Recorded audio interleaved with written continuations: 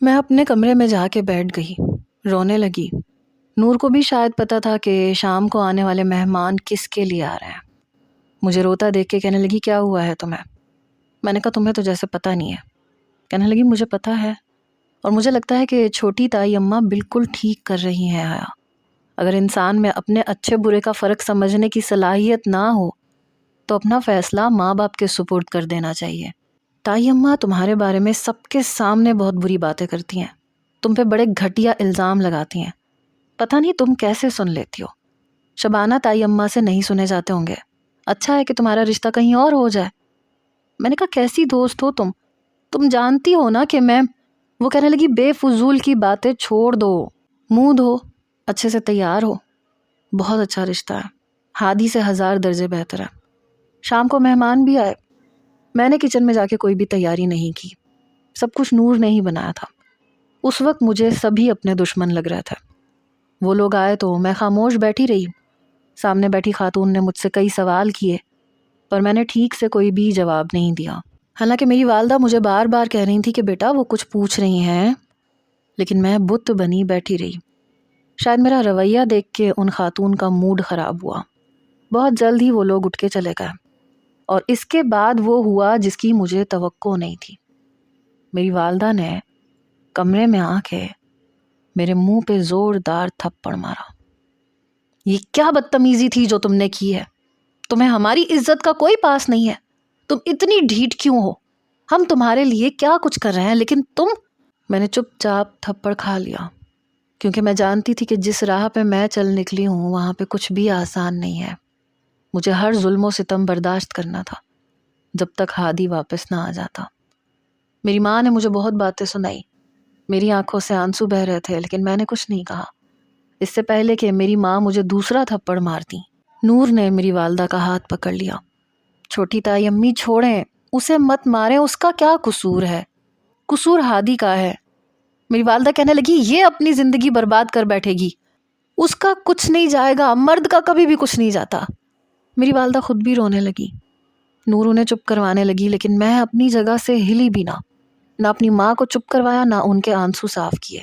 ان کے آنسو صاف کرنے کا مطلب یہ تھا کہ میں ان کی بات مان لیتی، اور وہ مجھے کسی قیمت پہ نہیں ماننی تھی۔ میری والدہ کمرے سے باہر چلی گئیں۔ نور کہنے لگی حیا ویسے بڑے افسوس کی بات ہے۔ میں نے کہا پلیز نور، لیکچر مت دینا شروع کر دینا۔ ہادی کی پہنائی ہوئی انگوٹھی میں نے اپنے لبوں پہ لگائی تھی۔ نور کہنے لگی تمہارا کچھ نہیں ہو سکتا، جو جی میں آئے کرو۔ یہ کہہ کے وہ اپنی کتابیں اٹھا کے میرے کمرے سے چلی گئی۔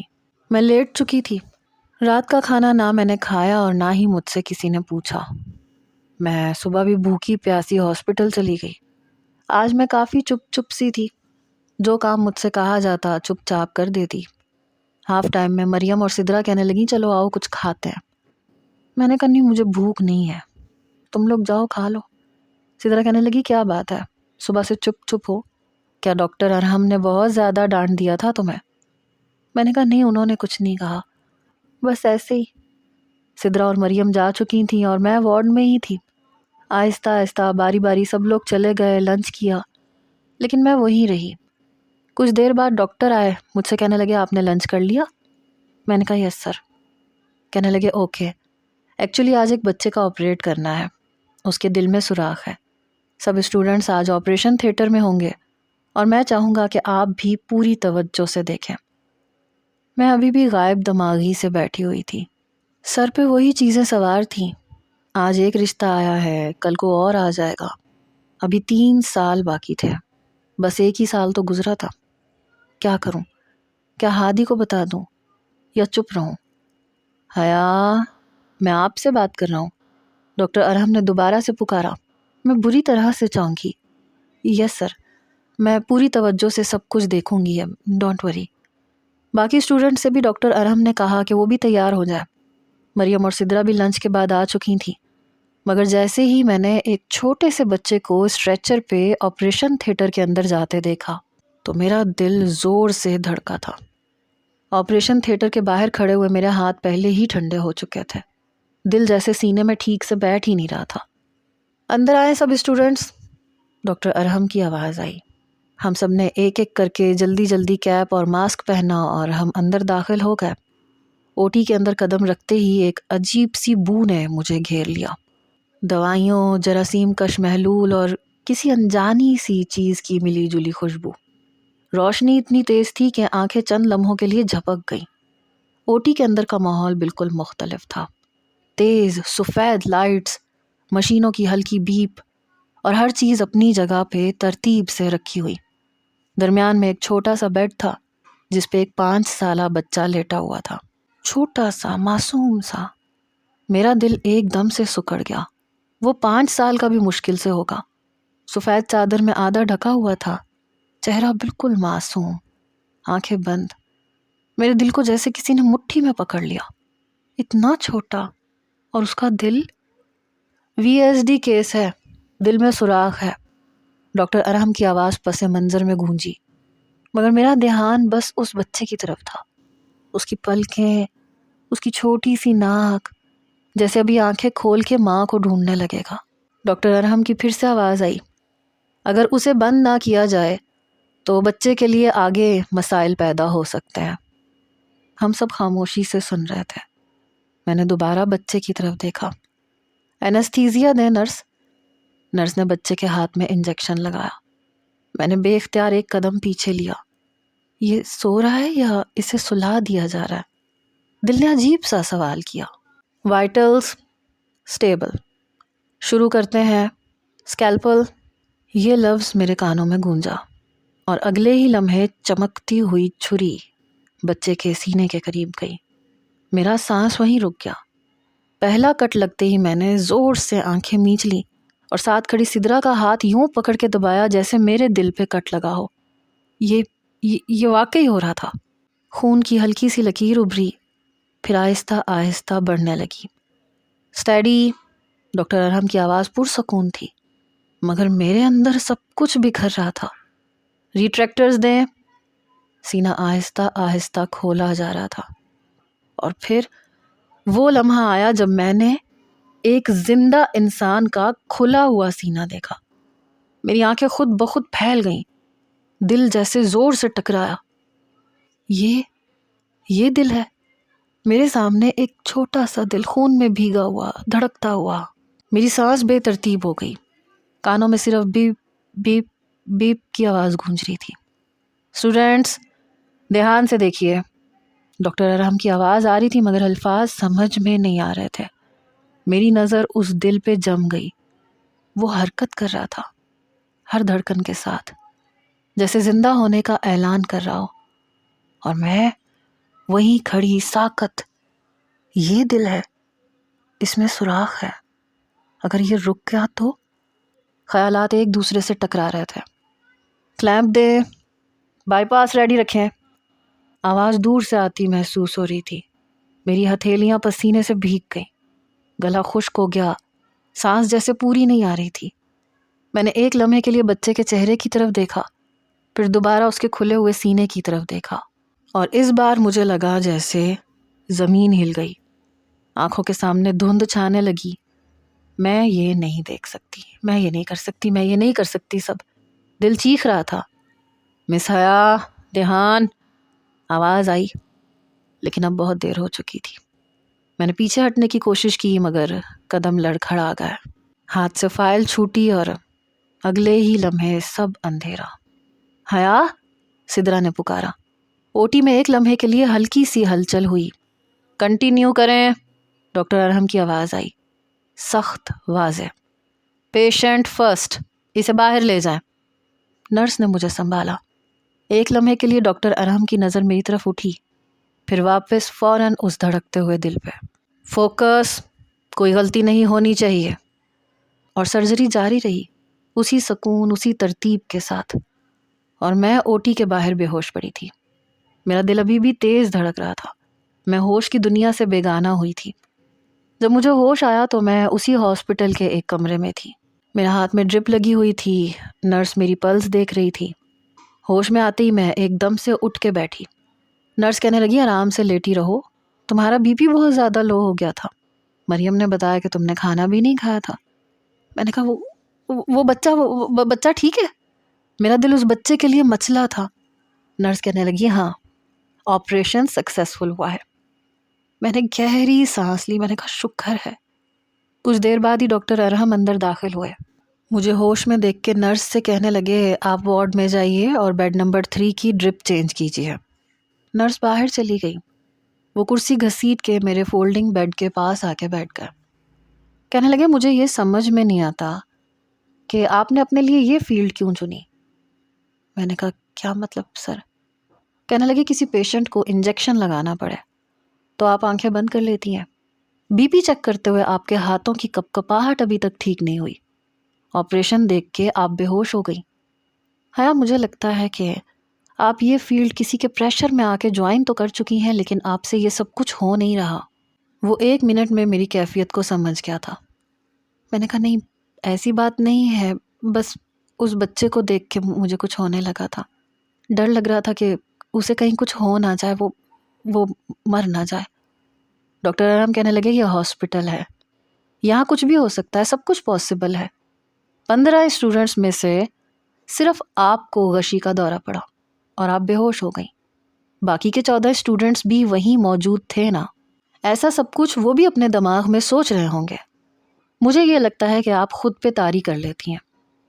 میں نے کہا شاید مجھے کسی کی تکلیف دیکھ کے کچھ ہونے لگتا ہے، مجھے لگتا ہے جیسے میں اس تکلیف سے گزر رہی ہوں۔ وہ کہنے لگے حیا ایسے کیسے چلے گا؟ یہ تو میں بھی نہیں جانتی تھی کہ ایسے کیسے چلے گا۔ پھر کہنے لگے شاید آپ کو اپنے نام کے ساتھ ڈاکٹر کا لیبل لگانے کا شوق ہے۔ مجھے کوئی جواب ہی نہیں سوجھ رہا تھا۔ میں نے کہا آپ یہی سمجھ لیں۔ کچھ دیر بعد اچانک ہی میرے کمرے کا دروازہ کھلا۔ میرے والد، والدہ، نور تینوں کمرے میں داخل ہوئے۔ میری والدہ مجھے دیکھ کے میرا چہرہ چومنے لگی۔ کیا ہو گیا تھا تمہیں؟ بے ہوش کیسے ہو گئی؟ ڈاکٹر ارحم ایک سائڈ پہ کھڑے ہو گئے۔ میرے والد ان سے کہنے لگے ڈاکٹر میری بیٹی ٹھیک تو ہے نا؟ نور بھی میرے پاس آ گئی۔ کیا ہو گیا تھا تمہیں؟ بے ہوش کیوں ہو گئی تھی؟ ڈاکٹر ارحم نے جب ساری بات بتائی تو نور مجھے غصے سے دیکھنے لگی۔ میرے والد کہنے لگے مجھے نہیں لگتا کہ یہ سب کچھ اس کے بس کی بات ہے۔ ڈاکٹر ارحم نے بھی یہی کہا کہ 1 مہینہ آپ اور دیکھ لیں، اگر تو یہ کر جائیں تو بڑی بات ہے، ورنہ میرا مشورہ یہی ہے کہ آپ اسے کسی اور فیلڈ میں ڈال دیں جو یہ بآسانی کر سکیں۔ ان کا بی پی ایک دم سلو ہو گیا تھا۔ اگر ان کا یہی حال رہا تو پیشنٹ کے ساتھ ساتھ دوسرا بستر ہمیں ان کا لگانا پڑے گا۔ یہ کہتے ہوئے وہ مسکرائے تھے، اور پہلی بار مسکرائے تھے، اور مسکرائے بھی کس بات پہ تھے؟ مجھ پہ طنز کرتے ہوئے۔ جیسے ہی میری ڈرپ اتری میں گھر واپس جا چکی تھی۔ رات کو میرے والد کہنے لگے کہ کوئی ضرورت نہیں ہے کل سے ہاسپٹل جانے کی، ہماری تو جان ہی نکل گئی تھی جب ہاسپٹل سے فون آیا کہ تم بے ہوش ہو گئی ہو۔ میں نے کہا نہیں میں جاؤں گی، مجھے کرنا ہے یہ سب کچھ۔ نور کہنے لگی جب تمہارے بس میں نہیں ہے تو تم کیسے کرو گی؟ میں نے کہا وہ اتنا معصوم سا بچہ تھا، اسے دیکھ کے تم بھی ایسے ہی ریئیکٹ کرتی، تمہارے ساتھ بھی یہی سب کچھ ہوتا۔ نور کہنے لگی نہیں میرے ساتھ نہیں ہوتا، جو کچھ میں دیکھ رہی ہوں نا ہاسپٹل میں، تمہارے جیسی ہوتی تو روز بے ہوش ہو جاتی۔ عجیب لڑکی ہو تم۔ سب کی مخالفت کے باوجود میں اگلے دن ہاسپٹل گئی تھی، اور میں سیدھا ڈاکٹر ارحم کے کمرے میں گئی، ان سے اندر آنے کی اجازت مانگی۔ وہ کہنے لگے جی تشریف لائیے۔ میں نے کہا سر مجھے آپ سے ایک ریکویسٹ کرنی ہے۔ کہنے لگے کیا؟ میں نے کہا آپ پلیز میرے پیرنٹس کے بارے میں دوبارہ یہ مت کہیے گا کہ میرے لیے یہ فیلڈ ٹھیک نہیں ہے۔ مجھے 4 سال یہاں گزارنے ہیں، بے شک آپ مجھے کوئی ڈگری نہ دیں، مجھے کوئی ڈپلومہ کی ڈگری نہیں چاہیے، لیکن مجھے 4 سال یہاں آنا ہے۔ میری بات سن کے وہ کچھ دیر مجھے دیکھتے رہے۔ یعنی میری بات سچ ہے، آپ کو اپنے نام کے ساتھ ڈاکٹر لگوانے کا شوق ہے؟ میں نے کہا ہاں آپ یہی سمجھ لیں، میری کزن ڈاکٹر بن رہی ہے اور میں بھی چاہتی ہوں کہ… میں نے اپنی بات جان بوجھ کے ادھوری چھوڑ دی۔ Please sir it's my request. کہنے لگے ٹھیک ہے۔ اب میں پوری توجہ دینے لگی تھی، لیکن ابھی 1 مہینہ ہی گزرا تھا کہ دوبارہ سے میرے والد کے ایک دوست اپنی فیملی کے ساتھ ہمارے گھر آئے۔ پہلی ہی بار میں انہیں دیکھ رہی تھی، اس بار وہ ڈنر پہ آئے تھے۔ مجھے یہ نہیں بتایا گیا تھا کہ رشتے کے لیے آیا۔ میں ویسے ہی تیار تھی جیسے مہمانوں کے آنے پہ تیار ہوا جاتا ہے۔ حیرت مجھے اس وقت ہوئی جب دعوت کے دوران صرف دادی اماں تھیں اور میرے والدین تھے، نور بھی نہیں تھی۔ حالانکہ جب بھی کوئی دعوت ہوتی تھی سب لوگ ہوتے تھے، اور وہ خاتون وہ بڑے غور سے مجھے دیکھ رہی تھی۔ مشکل یہ تھی کہ ان کا بیٹا بھی ساتھ آیا تھا جو مجھے دیکھ دیکھ کے مسکرا رہا تھا، اور میری دادی خلاف توقع میری بڑی تعریفیں کر رہی تھی۔ میری حیا کے ہاتھ میں تو بہت ذائقہ ہے، سب کچھ اسی نے تو بنایا ہے۔ وہ خاتون میرے کھانے کی تعریف کر رہی تھیں اور وہ لڑکا بار بار مجھے دیکھ رہا تھا۔ میں نے ماتھے پہ بل ڈال کے اسے گھورا تو مسکرانے لگا، اور اس کے بعد جانے سے پہلے وہ ایک دھماکہ میرے سر پہ کر کے گئے کہ انہیں میں ان کے دیور کے لیے بے حد پسند ہوں۔ تو کیا وہ لڑکا ان کا دیور تھا؟ میں فوراً سے اٹھ کے کمرے میں چلی گئی۔ نور اپنی کتابیں بکھیر کے بیٹھی تھی، ایک رجسٹر میں کچھ لکھ رہی تھی، جب میں نے بری طرح سے اس کے ہاتھ سے رجسٹر کھینچ کے بیڈ پہ پھینکا۔ کہنے لگی، حیا یہ کیا بدتمیزی ہے؟ میں نے کہا تمہیں پتا تھا نا کہ یہ لوگ رشتہ دیکھنے کے لیے آئے ہیں، صرف مجھ سے چھپایا گیا تھا نا یہ؟ نور کہنے لگی، مجھے نہیں پتا تھا، چھوٹی تائی امی سے پوچھو۔ میں نے کہا میں تم سے کیوں نہ پوچھوں؟ دوست ہونے کا دعویٰ کرتی ہو، میری ماں کے ساتھ ملی ہوئی ہو۔ میں نے جلدی سے اپنا دراز کھولا، میں اپنا موبائل دیکھ رہی تھی، لیکن میں نے دراز میں ہی رکھا تھا اور اب وہاں نہیں تھا۔ نور مجھے چور نظروں سے دیکھنے لگی، کہنے لگی کیا دیکھ رہی ہو؟ میں نے کہا میرا موبائل تھا یہاں، کہاں گیا ہے؟ کہنے لگی کیا کرنا ہے؟ ہادی کو فون کرو گی؟ میں نے کہا ہاں، اسی کو فون کروں گی۔ میں ابھی تک چپ تھی، میں اسے پریشان نہیں کرنا چاہتی تھی، لیکن جو کچھ باہر ہو رہا ہے نا وہ میں ہونے نہیں دوں گی، کیونکہ وہ لوگ ابھی بھی باہر تھے اور مٹھائیوں کی باتیں ہو رہی تھیں، شادی کی باتیں ہو رہی تھیں، اور میری جان نکل رہی تھی۔ نور بتاؤ میرا موبائل کہاں ہے؟ میں رو دینے کو تھی، پریشانی سے مجھے لگ رہا تھا کہ میری حالت غیر ہو رہی ہے۔ کہنے لگی چھوٹی تائی اماں تمہارا موبائل یہاں سے لے گئی ہیں۔ میں نے کہا اچھا تو یہ ہو رہا ہے، اپنا موبائل دو۔ وہ کہنے لگی میرے پاس موبائل نہیں ہے، میرا موبائل بھی میری امی نے لے لیا ہے۔ تم کیوں نہیں سمجھ جاتی کہ ہادی تمہاری قسمت میں نہیں ہے، اس لیے جو ہے اسے قبول کر لو، بہت اچھا شخص ہے، تم بہت خوش رہو گی اس کے ساتھ۔ میں نے کہا میں نے تم سے مشورہ نہیں مانگا، میں بھی انکار کر دوں گی۔ میرا یہ کہنا تھا کہ نور اٹھ کے کھڑی ہو گئی، میرا ہاتھ پکڑا، مجھے بیڈ پہ بٹھایا۔ کوئی بھی تماشا نہ لگانا ورنہ تمہیں نہیں پتا کہ تمہارے ساتھ کیا ہوگا۔ میں نے کہا کیا ہوگا؟ زیادہ سے زیادہ کیا ہو جائے گا؟ مار دیں گے مجھے، کوئی بات نہیں، کھا لوں گی میں تھپڑ۔ وہ کہنے لگی ایک منٹ، جس کی خاطر یہ سب کچھ کر رہی ہو نا تم، تائی اماں نے جو انکشاف کیا ہے اس کے بارے میں پہلے وہ سن لو، اس کے بعد جو چاہے تم تماشا لگا لینا۔ میں نے کہا اب کیا انکشاف کر دیا انہوں نے؟ کہنے لگی ہادی وہاں پہ شادی کر رہا ہے کیونکہ اسے گرین کارڈ چاہیے، اور وہ بھی ایک غیر مسلم لڑکی سے۔ یہ سن کے میرا دماغ گھوم کے رہ گیا تھا۔ نہیں نور تم جھوٹ بول رہی ہو۔ نور کہنے لگی مجھے کیا ضرورت ہے جھوٹ بولنے کی؟ حیا میں تمہاری دشمن نہیں ہوں، تمہارے ماں باپ تمہارے دشمن نہیں ہے۔ تمہیں کیا لگتا ہے کہ جو لڑکی اس سے گرین کارڈ کی خاطر شادی کرے گی کیا وہ اسے چھوڑ دے گی؟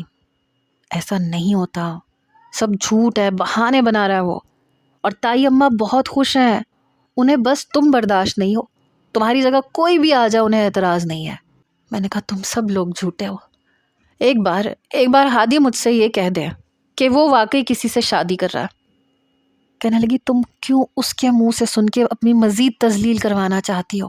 ظاہر ہے کہ اس تک یہ خبر پہنچے گی، تمہیں بھی اس کی پرواہ نہیں ہے، تم بھی شادی کر سکتی ہو۔ میں وہیں پہ بیٹھ کے پھوٹ پھوٹ کے رونے لگی۔ تائی اماں نے اپنی بات اس سے منوا لی تھی، وہ کیسے مجھے اتنا بڑا دھوکہ دے سکتا ہے؟ کچھ دیر بعد میری والدہ آئیں تو مسکرا رہی تھیں، ہاتھ میں مٹھائی کا ڈبہ بھی تھا، انہیں میرے آنسوؤں کی پرواہ بھی نہیں تھی۔ گہری سانس لے کے نور سے کہنے لگی لو منہ میٹھا کرواؤ، ڈاکٹر ارحم کی بھابھی نے ہاں کر دی ہے۔ ڈاکٹر ارحم؟ میرا تو دماغ سائے سائے کرنے لگا، میں رونا بھول چکی تھی۔ امی کیا کہا آپ لوگوں نے؟ یہ کون لوگ ہیں؟ میری والدہ کہنے لگی وہی ڈاکٹر کی بھابھی ہیں جس کے ہاسپٹل میں تم جاتی ہو، اسی کے ساتھ تمہارا رشتہ طے ہو گیا ہے، بہت اچھے لوگ ہیں، اور ڈاکٹر ارحم کو تو تم جانتی ہی ہو۔ دیکھو بیٹا ہم تمہارے دشمن نہیں ہیں، تمہیں پتہ ہے جس ہادی کی خاطر تم یہ سب کچھ کر رہی ہو اس نے کیا کیا ہے؟ وہاں کی مقامی لڑکی سے شادی کر چکا ہے۔ خدا کے لیے اس کی خاطر اپنی زندگی برباد مت کرو۔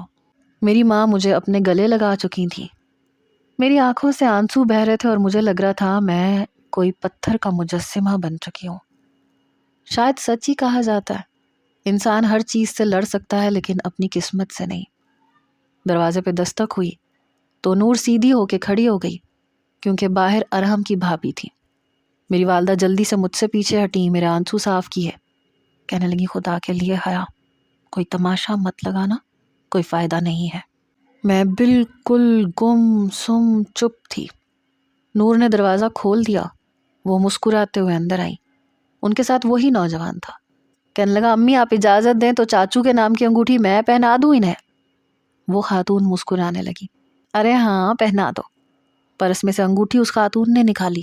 اس نوجوان نے انگوٹھی پکڑی اور میری طرف ہاتھ بڑھایا، لیکن میں نے اس کے ہاتھ پہ اپنا ہاتھ نہیں رکھا۔ میرے ہاتھ میں پہلے سے ہادی کے نام کی انگوٹھی موجود تھی۔ کہنے لگا پلیز ہاتھ بڑھائیے، میں کون سا ارحم ہوں جو آپ یوں شرما رہی ہیں۔ میں نے سیدھا ہاتھ اس کی طرف بڑھا دیا۔ اس وقت شاید کسی نے اس چیز کی طرف نوٹس نہیں لیا۔ اس لڑکے نے سیدھے ہاتھ کی ہی انگلی میں انگوٹھی پہنا دی۔ سب لوگ مبارکباد دینے لگے، اس کی بھابھی میرے گلے لگ گئی۔ مجھے تو یقین نہیں آ رہا کہ ارحم بھی خود سے کسی لڑکی کو پسند کر سکتا ہے۔ کب سے لڑکیاں دکھا دکھا کے تھک چکی تھی میں، اور کہتا تھا کہ کر لوں گا شادی، لیکن جب اس نے خود سے کہا کہ اسے ایک لڑکی پسند ہے تو مجھے اپنے کانوں پہ یقین نہیں آیا تھا۔ ماشاء اللہ سے بہت پیاری ہو تم۔ ان سب کی یہ باتیں میرے لیے بالکل بے معنی تھی۔ میرے اندر تو ٹوٹ پوٹ سی ہو رہی تھی۔ کہنے لگی بس 1 مہینہ پھر تم ہمارے گھر کی رونق بن جاؤ گی۔ وہ جا چکے تھے اور میں بیڈ پہ بے جان ہو کے بیٹھ گئی۔ میری آنکھوں سے ابھی بھی آنسو بہہ رہے تھے، لیکن میں پھوٹ پھوٹ کے نہیں روئی تھی۔ مجھے لگ رہا تھا جیسے یہ سب لوگ جھوٹ بول رہے ہیں۔ لیکن رات کو نور نے اپنے موبائل کی فیس بک کھولی اور مجھے دکھانے لگی۔ ہادی ایک لڑکی کے ساتھ کھڑا تھا۔ اس لڑکی نے سر پہ سرخ دوپٹہ لیا ہوا تھا۔ اس سے زیادہ میں نے کچھ نہیں دیکھا۔ مجھے لگا جیسے میں اندر سے مر چکی۔ کتنا کہا تھا مجھے سب نے کہ وہ بے وفائی کرے گا، اور میں کہتی تھی نہیں، وہ بے وفا ہو ہی نہیں سکتا۔ میں نے ہاسپٹل جانا چھوڑ دیا۔ مجھے بخار ہو چکا تھا۔ میری والدہ مجھے دیکھ کے پریشان تھی۔ نور مجھے میڈیسن دے رہی تھی، لیکن میں ٹھیک نہیں ہونا چاہتی تھی اور نہ میں ٹھیک ہو رہی تھی۔ 8 دن بعد میرا بخار اترا۔ میں بس اتنا ہی کھاتی تھی کہ جس سے جی سکوں۔ حالانکہ میری والدہ کبھی پھلوں کا جوس مجھے دیتی کہ اپنا چہرہ دیکھو کتنا بے رونق ہوتا جا رہا ہے، پر مجھے کچھ بھی اچھا ہی نہیں لگتا تھا۔ ہادی کی باتیں یاد آتی تھیں، جی چاہتا تھا ہر چیز تہس نہس کر دوں۔ اس کی پہنائی ہوئی انگوٹھی میں نے اتار کے تائی اماں کے ہاتھ پہ رکھ دی تھی، اور انہوں نے کچھ بھی نہیں کہا، لیکن اس ہاتھ کی انگلی پہ میں نے ارحم کے نام کی انگوٹھی نہیں پہنی تھی۔ میرا جی چاہتا تھا کہ بس ایک بار وہ میرے سامنے آ جائے اور میں اس کا گریبان پکڑ کے اس سے پوچھوں کہ تم تو کہتے تھے کہ مجھ سے دور ہو کے تمہاری محبت میں اور بھی زیادہ شدت آ گئی ہے، کہاں گئی وہ شدتیں، وہ محبتیں؟ پتہ نہیں تم نے مجھے اتنا بڑا زخم کیوں دے دیا ہادی۔ میری والدہ، نور، میری دادی سب کہنے لگے کہ بھول جاؤ اسے، اس نے تو وہ کیا ہے کہ جس کی ہمیں توقع ہی نہ تھی، اپنی شادی کی شاپنگ کرو۔ میں نے کہا امی آپ نے جو خریدنا ہے خرید لیں۔ تائی اماں بڑی خوش تھیں، بڑی چہک رہی تھیں۔ کئی جوڑے انہوں نے میری والدہ کو دیے کہ یہ حیا کے جہیز میں رکھ دینا، میں نے اسی کے لیے خریدے ہیں۔ ان کی تو جیسے دل کی مراد پوری ہوئی۔ وقت یوں ہی گزرنے لگا۔ میں نے اپنے آپ کو قسمت کے حوالے کر دیا تھا۔ مہندی کا فنکشن شروع ہو گیا۔ پیلے جوڑے میں میری رنگت بھی زرد ہی لگ رہی تھی۔ نور نے میرے چہرے پہ میک اپ کیا، کہنے لگی تھوڑا سا تو مسکراؤ، کیا کر رہی ہو تم؟ میں نے کہا پلیز نور تم بس اپنا کام کرو، میرے چہرے پہ پھیلی ہوئی اداسی کو چھپانا چاہتی ہو نا تو بس چھپا دو۔ کہنے لگی بڑی ناشکری ہو۔ باہر ڈھول کی آواز سنائی دینے لگی، وہ لوگ شاید مہندی لے کے آ چکے تھے۔ میں بڑی خاموشی سے نور کے ساتھ اور اپنی بہنوں کے ساتھ اندر اپنے ہی گھر کے بڑے سے لان میں سجے ہوئے اسٹیج پہ ڈاکٹر ارحم کے ساتھ بیٹھ گئی۔ بس ایک نظر میں نے ان کی طرف دیکھا تھا۔ ہاسپٹل سے کافی مختلف لگ رہا تھا، خلاف توقع چہرے پہ مسکراہٹ بھی تھی، پر میرے لیے یہ بے معنی تھی، اور ان کا وہ بھتیجا جو شاید میری ہی عمر کا تھا وہ انہیں تنگ کر رہا تھا۔ ہلکی پھلکی چھیڑ چھاڑ سب ہی کر رہے تھے، لیکن کسی کی بھی باتیں میرے اندر کے جمود کو نہیں توڑ پائی۔ میں دنیا کو دکھانے کے لیے بھی مسکرا نہیں پائی۔ آنکھیں بند کرتی تھی تو اسی بے وفا کا چہرہ آنکھوں میں آ جاتا تھا۔ وہی آخری ملاقات، اس کی باتیں۔ ابھی بھی میری آنکھوں میں اتنی نمی تھی کہ سامنے کا سارا منظر دھندلا سا محسوس ہو رہا تھا۔ سب لوگ ڈھولکی بجا رہے تھے، گانے گا رہے تھے، اور مجھے لگ رہا تھا جیسے ایک گہرا سناٹا چھایا ہوا ہے۔ سب کی آوازیں جیسے میرے کانوں میں گونج ہی نہیں رہی، بس ایک ہی شخص کی بازگشت تھی جو گونج رہی تھی، حیا تم میری امانت ہو۔ میں بری طرح سے اس وقت چونکی جب ارحم کے بھتیجے شاویز نے اس کے ہاتھ پہ میرا ہاتھ رکھا اور میرے ہاتھ پہ پان کا پتہ رکھ کے مہندی رکھ دی، پھر آدھی مٹھائی ارحم کو کھلانے کے بعد میری طرف بڑھا دی۔ چچی جلدی سے منہ کھولیں۔ میں نے بس تھوڑی سی ہی مٹھائی کھائی۔ میرے یوں خاموش خاموش رہنے پہ شاویز کہنے لگا، چاچو آپ تو کہہ رہے تھے کہ حیا بہت بولتی ہے، بہت باتیں کرتی ہے، یہ تو بالکل چپ ہے، ایسے لگ رہا ہے جیسے کسی شوق میں ہو۔ ارحم کہنے لگا، تھوڑے علاج کی ضرورت ہے، وہ میں شادی کے بعد کر دوں گا تو ٹھیک ہو جائے گی۔ اس کی بات پہ سب ہنسنے لگے۔ نور کہنے لگی، ظاہر سی بات ہے، ابھی تو میری پیاری سی سہیلی مائیوں کی دلہن ہے تو چپ ہی رہے گی نا، اگر بٹر بٹر بولے گی تو آپ لوگ ہی کہو گے کہ توبہ دلہن کتنی تیز ہے۔ شاویز کہنے لگا، آپ بڑی حمایت لے رہی ہیں ان کی۔ نور کہنے لگی، ظاہر سی بات ہے، میری تو بچپن کی دوست ہے، کزن بھی ہے۔ سب لوگ باتیں کر رہے تھے، ہنس رہے تھے، خوش تھے، اور طاہی اماں کے تو چہرے کی مسکراہٹ غائب ہی نہیں ہو رہی تھی۔ بس ایک میں ہی خوش نہیں تھی، اور شاید میرا خوش ہونا زیادہ ضروری بھی نہیں تھا، باقی سب کا خوش ہونا اہمیت رکھتا تھا۔ مہندی کا فنکشن بھی ختم ہو گیا۔ میں اپنے کمرے میں آئی، ہاتھ منہ دھویا، کپڑے تبدیل کیے۔ کھانا میں نے کھایا ہی نہیں تھا۔ نور میرے لیے بریانی لے کے آ گئی، کہنے لگی، بہت مزے کی ہے، کھاؤ نا۔ پتہ ہے میں نے بھی نہیں کھائی تھی، سوچا تھا دونوں مل کے کھائیں گے، اور پھر آج کی رات ہی تو ہے ہمارے پاس، جی بھر کے باتیں کریں گے، کل تو تم چلی جاؤ گی۔ میں نے تب بھی کوئی جواب نہیں دیا۔ نور مجھے بھوک نہیں ہے اور مجھے نیند بھی آ رہی ہے۔ کہنے لگی، کیا ہو گیا تمہیں؟ دیکھ لینا چند دن کے بعد آؤ گی نا تم تو اتنی خوش ہوگی کہ تمہیں کچھ بھی یاد نہیں ہوگا، ہادی کو بھی بھول جاؤ گی۔ میں نے کہا، کاش ایسا ہو جائے۔ یہ کہتے ہوئے میری آنکھوں سے آنسو بہنے لگے۔ نور نے میری بہت منت سماجت کی، لیکن میں نے ایک نوالا بھی نہیں کھایا اور لیٹ کے آنکھیں بند کر لی۔ میں سونا چاہتی تھی لیکن وہ سونے ہی نہیں دیتا تھا، اس کی باتیں مجھے سونے نہیں دیتی تھیں۔ اگلے روز ایک افراتفری سی تھی۔ مجھے جلد ہی نور کے ساتھ پارلر بھیج دیا گیا۔ سب لوگ کہہ رہے تھے کہ میں بہت پیاری لگ رہی ہوں، لیکن میں نے اپنا آپ ایک بار بھی آئینے میں نہیں دیکھا کہ میں کیسی لگ رہی ہوں، کیسی نہیں لگ رہی۔ مجھے کوئی فرق نہیں پڑتا تھا۔ شادی کے ہنگامے شروع ہو گئے۔ نکاح نامے پہ سائن کرتے وقت مسلسل میری آنکھوں سے آنسو گر رہے تھے۔ لگ رہا تھا کہ ہاتھ سائن کرنے کے لیے تیار ہی نہیں ہے۔ بڑی مشکل سے میں نے بہت ہمت مجتمع کی، اپنے آپ کو ارحم کے نام کر دیا۔ دودھ پلائی میں کیا مانگا، کیا دیا، کیا کیا باتیں کی گئی۔ میں بالکل غیر دماغی سے بیٹھی ہوئی تھی۔ رخصتی کے وقت نہ میں اپنی ماں کے گلے لگ کے روئی، نہ اپنے باپ کے گلے لگ کے۔ نور میرے گلے لگ کے رو رہی تھی، پر میری آنکھوں سے ایک آنسو بھی نہ نکلا۔ میں گاڑی میں بیٹھ چکی تھی۔ ارحم کی بھابھی، بھائی، اس کا بھتیجا، وہ لوگ ایک الگ گاڑی میں تھے۔ اس کی بھابھی کہہ رہی تھی کہ ابھی تو تم اپنے فلیٹ پہ چلے جاؤ گے، کل صبح میں آ جاؤں گی، اور ناشتے کے لیے کچھ بھی کرنے کی ضرورت نہیں ہے، میں سب کچھ بنا کے لاؤں گی۔ وہ کہنے لگا، جی بھابھی۔ میں فرنٹ سیٹ پہ ہی بیٹھی، ڈرائیونگ سیٹ پہ ارحم بیٹھ گیا۔ میں کھڑکی سے باہر دیکھنے لگی۔ لگ رہا تھا ہر طرف بس ویرانی کا راج ہے، یا شاید میرے دل کا موسم ویران تھا، اس لیے کچھ بھی اچھا نہیں لگ رہا تھا۔ کافی دیر وہ بھی خاموش رہا، کچھ نہیں بولا۔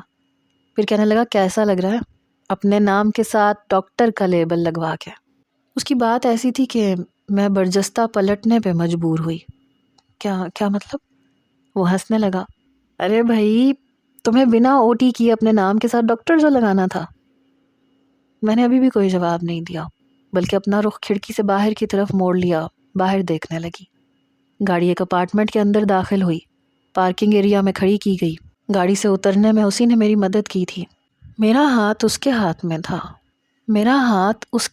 میں تھا، لیکن دل میں ذرا سا بھی ارتعاش پیدا نہیں ہو پایا تھا۔ نہ کوئی امنگ تھی، نہ کوئی جذبہ تھا، نہ دھڑکنوں کا شور۔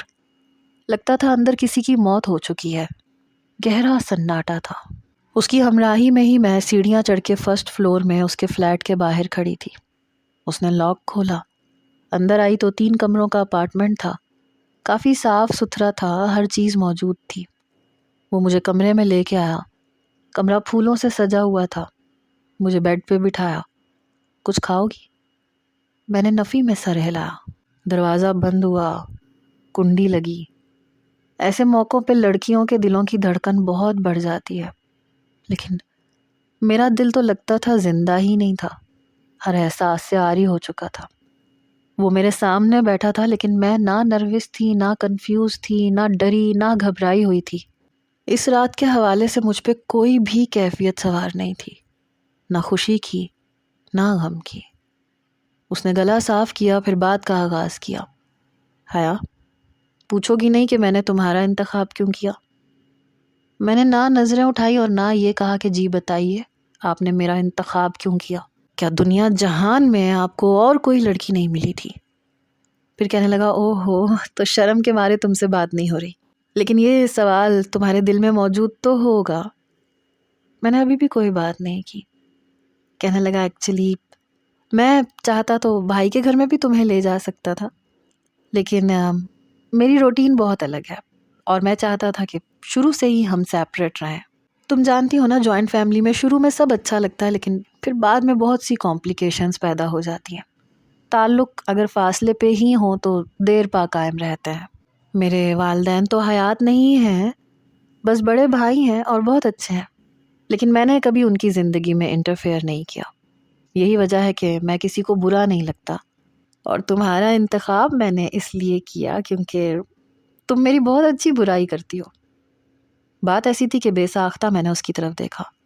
مجھے یوں اپنی طرف متوجہ دیکھ کے وہ مسکرائے، پھر میرا ہاتھ پکڑ لیا۔ عجیب بات یہ تھی کہ میرا ہاتھ اس نے پکڑ رکھا تھا، لیکن میرے دل میں دھڑکنوں کا شور نہیں ہوا۔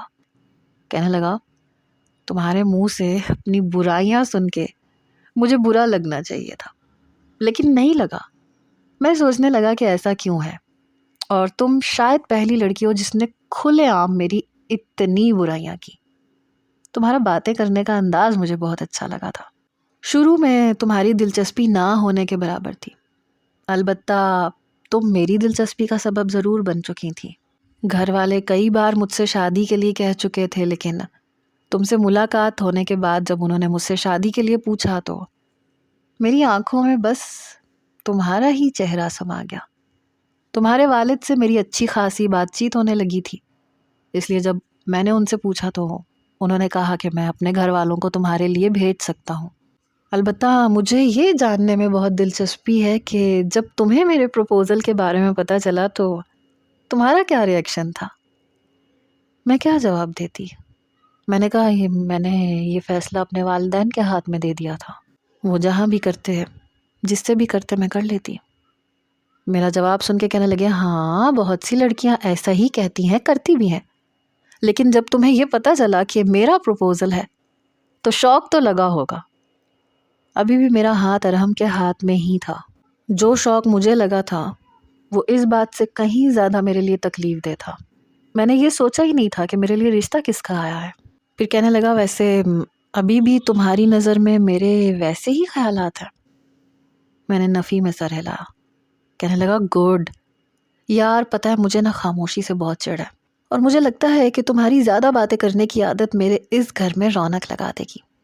چلو آج تو تمہارا پہلا دن ہے، شرمانا تمہارا حق ہے، لیکن پلیز مجھ سے بہت باتیں کیا کرنا، خاموشی سے مجھے بہت وحشت ہوتی ہے۔ یہ کہتے ہوئے اس نے جیب میں سے ایک ڈبیا نکالی، سونے کے کنگن میرے ہاتھوں میں ایک ایک کر کے پہنا دیے، پھر میرے ہاتھوں کو اپنے لبوں سے چھوا۔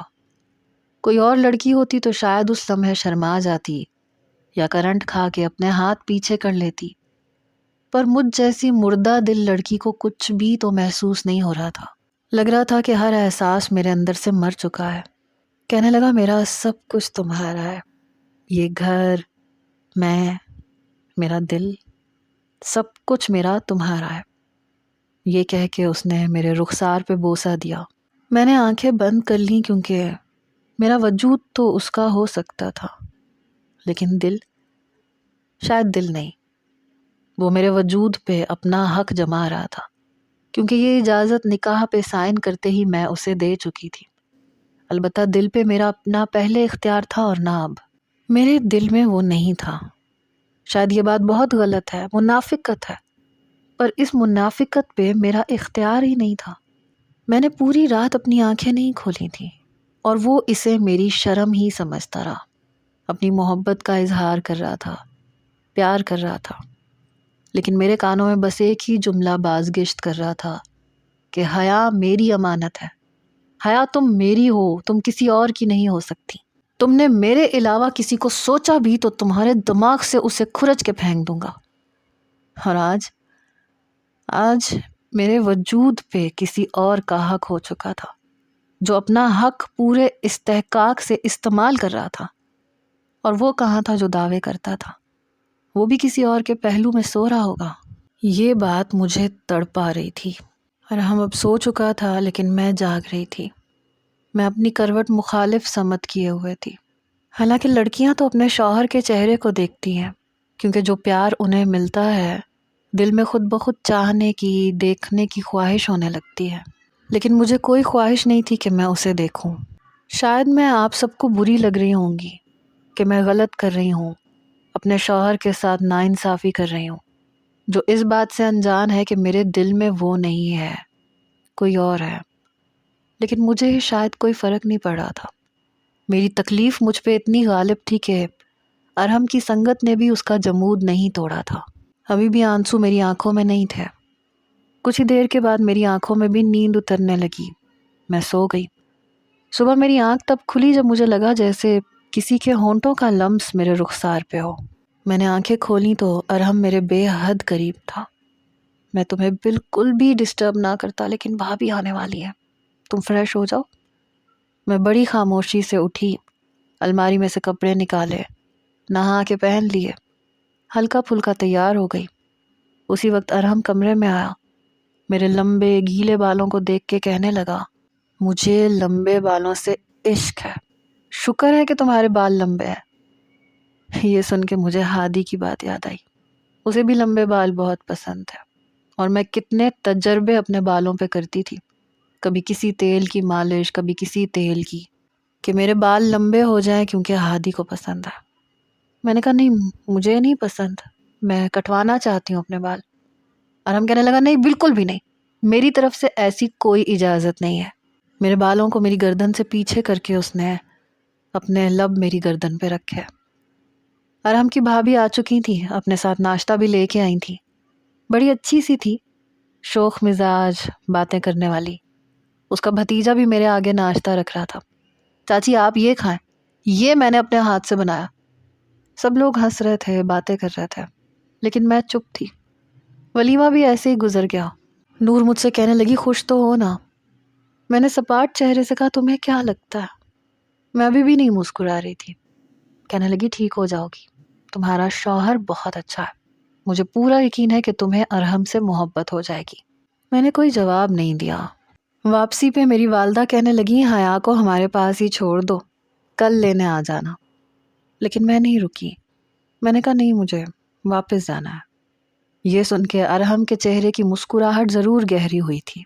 اسے شاید یہ لگا کہ میں اس لیے کہہ رہی ہوں کہ میں اس کی محبت میں کہہ رہی ہوں، لیکن میں اب اپنے گھر نہیں جانا چاہتی تھی۔ مجھے اب اپنے گھر سے کوئی بھی تعلق نہیں رکھنا تھا۔ واپسی پہ ارحم کہنے لگا مجھے نہیں معلوم تھا کہ میری محبت اتنی جلدی اثر کر جائے گی۔ وہ شاید کسی خوش فہمی میں مبتلا تھا، اور میں نے اسے اس خوش فہمی میں رہنے دیا۔ میں یہ نہیں کہتی کہ ارحم نے اپنی محبت میں کوئی کمی چھوڑی، نہیں، وہ مجھے بہت چاہتا تھا، لیکن میں اسے نہیں چاہ پائی۔ شادی کو 15 دن گزر گئے۔ میری والدہ اس بات پہ بضد تھیں کہ تم شادی کی دعوت پہ آؤ، ابھی تک نہیں آئیں تم، اور میں مسلسل انکار کر رہی تھی، نہیں امی میں ابھی نہیں آ سکتی۔ کہنے لگی کیوں نہیں آ سکتی؟ میں نے کہا وہ میرے سسرال میں بہت سی دعوتیں ہیں، روز کہیں نہ کہیں جانا پڑتا ہے، ابھی نہیں آ سکتی، پھر کسی دن آ جاؤں گی۔ یہ کہہ کے میں نے فون بند کر دیا۔ ارحم میرے برابر میں ہی لیٹا تھا۔ کیا ہوا، تم اپنے گھر کیوں نہیں جا رہی؟ میں نے کہا بس ایسے ہی۔ کہنے لگا پھر بھی تمہاری والدہ ہیں، تمہاری دعوت کر رہی ہیں، تو تم جھوٹ کیوں بول رہی ہو؟ میرا تو اتنا لمبا چوڑا خاندان ہی نہیں ہے کہ تمہیں روز دعوتوں پہ جانا پڑے. بس ایک بھابھی ہیں اور وہ تو دعوت کر چکی ہیں. میرے چند دوست تھے اور انہوں نے بھی دعوت کر دی. اب تو تم فری ہو. میں نے کہا ہاں لیکن مجھے نہیں جانا. اور ہم نے اپنا تکیہ میرے تکیے کے برابر کیا, اپنی کوہنی بیڈ پہ ٹکا کے اپنا سر اس پہ رکھا. یہی تو پوچھ رہا ہوں حیا ڈارلنگ کہ کیوں نہیں جانا. وہ شوق ہوئے. میں نے کہا آپ کیا چاہتے ہیں کہ میں چلی جاؤں؟ اتنی جلدی اکتا گئے ہیں آپ مجھ سے؟ کہنے لگے نہیں نہیں میں کیوں اکتاؤں گا, میں ایسے ہی پوچھ رہا تھا, لڑکیوں کو تو میکے جانے کا شوق ہوتا ہے. میں نے کہا ہاں لیکن مجھے نہیں ہے. 1 مہینہ گزر چکا تھا. زیادہ تر ارحم ہی مجھ سے بات کرتے تھے. پورا دن کیسا گزرا. وہ کھانے کے دوران مجھے خاموش دیکھ کے پوچھنے لگتے. میں نے کہا جیسے گزرتا ہے, میں گھر کے کام کر لیتی ہوں, کھانا بنا لیتی ہوں. ایک بار وہ مجھ سے کہنے لگے حیا تم ویسی نہیں لگتی جیسی پہلے تھی. میں نے کہا کیا مطلب آپ کا؟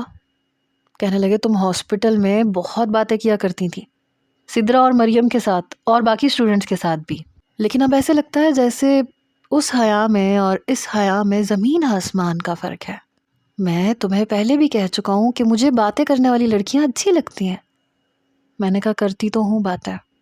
وہ کہنے لگے کیا باتیں کرتی ہو یار, جو سوال پوچھتا ہوں بس جواب دے دیتی ہو, خود سے تو کوئی بھی باتیں نہیں کرتی ہو, اور جواب بھی اتنا مختصر ہوتا ہے کہ میں کیا کہوں. کیا بات ہے, اداس اداس سی لگتی ہو, میں کہ بھی نہیں جانا چاہتی. کوئی بات ہے تو مجھے بتاؤ. میں نے کہا نہیں کوئی بات نہیں ہے, بس میری عادت ہے. کچھ دیر وہ مجھے بڑی غور سے دیکھتا رہا. میں خاموشی سے نظریں جھکائے کھانا کھاتی رہی. اچھا چلو اگر عادت بھی ہے تو بھی پلیز میرے لیے بدل دو اسے. میں زبردستی مسکرائی. جی کوشش کروں گی. 1.5 مہینے بعد پھر میری والدہ کا فون آ گیا. تم بہانے کیوں بنا رہی ہو؟ میری ارحم سے بھی بات ہوئی ہے, وہ کہتا ہے کہ مجھے کوئی اعتراض نہیں ہے, آپ حیا سے پوچھ لیں, وہ انکار کرتی ہے. کیوں انکار کرتی ہو, تم کیا سمجھے گا وہ؟ میں نے کہا اسے جو سمجھنا ہے سمجھنے دے, مجھے نہیں آنا یہاں پہ. آپ نے میری شادی کرنی تھی کر دی آپ نے, اب آپ کیوں میرے پیچھے پڑ گئی امی؟ میں ابھی بات کر ہی رہی تھی جب کمرے کا دروازہ کھلا. اور ہم اسی وقت اپنے ہاسپٹل سے آئے تھے اس لیے میں نے بات بدل دی. امی میں ابھی نہیں آ سکتی, میں آپ کو بتا دوں گی کہ میں نے کب آنا ہے. لیکن وہ میرے ہاتھ سے موبائل لے چکا تھا. آنٹی ہم آئیں گے, آپ اسی سنڈے کو ڈنر بنا لیجئے گا, میں حیا کو خود لے کے آؤں گا. یہ کہہ کے اس نے فون بند کر دیا. میں نے کہا آپ نے کیوں کہا ہے مجھے نہیں جانا؟ کہنے لگا کیا بات ہے, ناراض ہو کیا اپنی امی سے؟ کوئی بات ہے تو مجھے بتاؤ, اور اگر چھوٹی موٹی باتیں ہیں تو مجھے نہیں لگتا کہ تمہیں یوں ریئیکٹ کرنا چاہیے. حیا تم میرے ساتھ چلو گی, کیا سوچیں گے وہ لوگ؟ نئی نئی شادی ہوئی ہے, 100 قسم کے وہم ہوتے ہیں ماں باپ کو. جو بیٹی کے مسکراتے ہوئے چہرے کو دیکھ کے ہی سکون ملتا ہے, تسلی ہوتی ہے, وہ سمجھیں گے پتہ نہیں میں تمہیں روکتا ہوں یا منع کرتا ہوں یا تم پہ کوئی سختی کرتا ہوں. آتے آتے ماں باپ کو اعتبار آتا ہے, ایک دم سے نہیں آ جاتا. تم 4-5 بار جاؤ گی, بیٹھو گی, ہنسو گی, باتیں کرو گی, اور ہو سکتا ہے میری تعریفیں بھی کرو, تو جا کے انہیں لگے گا نا کہ تم خوش ہو, وہ مطمئن ہو جائیں گے. اب اگر تم بار بار انکار کرو گی تو انہیں 100 قسم کے اندیشے ستائیں گے. بری بات ہوتی ہے, ایسے نہیں کرتا. اتوار کو میں تیار تو ہو گئی تھی لیکن بڑی بے دلی سے. لیکن آج دل بھی بڑا بے چین تھا. پتہ نہیں کیوں میرا جی چاہ رہا تھا کہ نہ تیار ہوں اور نہ جاؤں. دل میں ایک عجیب سی بے چینی تھی. میں روزانہ میک اپ نہیں کرتی تھی, روز تیار بھی نہیں ہوتی تھی, کیونکہ میرا دل ہی نہیں چاہتا تھا, اور ارحم بھی مجھے زیادہ فورس نہیں کرتے تھے. آج مجھے تیار دیکھ کے کہنے لگے اوہو اماں کے گھر جانا تو دیکھو کتنی پیاری لگ رہی ہو, اور روزانہ عام سے ہولیے میں ہوتی ہو, میرے لیے بھی تیار ہو جایا کرو. میں نے کہا آپ ہی تو مجھے لے کے جا رہے ہیں, ورنہ میرا بالکل موڈ نہیں ہے. کہنے لگا کیوں موڈ نہیں ہے میری بیگم صاحبہ کا؟ اپنے دونوں ہاتھ اس نے میرے گلے میں ڈالے. بڑے پیار سے بات کرتا تھا, بہت اچھا انسان تھا. لیکن پتہ نہیں کیوں میں بے بس تھی. اس کے ساتھ میں گھر چلی گئی. زیادہ تر ڈنر کا انتظام نور نے ہی کیا تھا. مجھے گلے لگا کے بہت پیار کر رہی تھی. کہنے لگی کتنی پیاری لگ رہی ہو, اور ہم کہنے لگے ایک نظر مجھے بھی دیکھ کے بتائیں میں کیسا لگ رہا ہوں. آپ کی سہیلی تو بات ہی نہیں کرتی ہے مجھ سے, میری تعریف ہی نہیں کرتی ہے. حالانکہ جانتی بھی ہے ہاسپٹل میں کتنی لیڈی ڈاکٹرز مجھ پہ مرتی تھیں.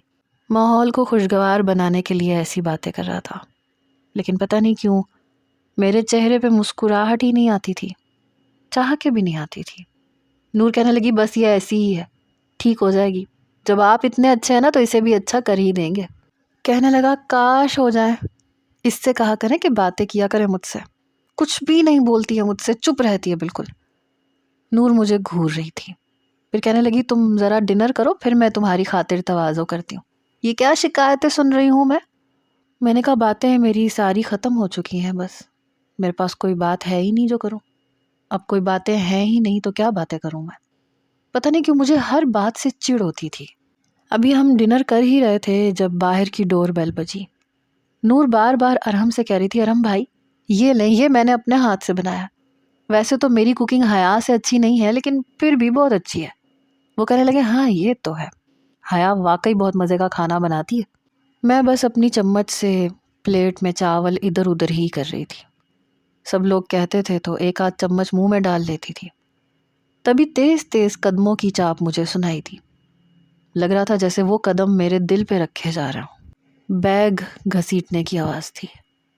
میرا کان، میرا دل یک لخت پھٹا تھا. دل کی دھڑکنیں بے حد تیز ہوئی تھیں کیونکہ وہ لاؤنج میں آ چکا تھا. بلیک کلر کی پینٹ شرٹ پہنی ہوئی تھی، چہرے پہ ہلکی ہلکی شیو تھی، آنکھوں میں سرخی تھی. اسے دیکھ کے میری جان نکلی تھی. ابھی تو اسے گئے ہوئے 4 سال نہیں گزرے تھے، اچانک سے کیسے آ گیا وہ. لیکن اگلے ہی لمحے اس نے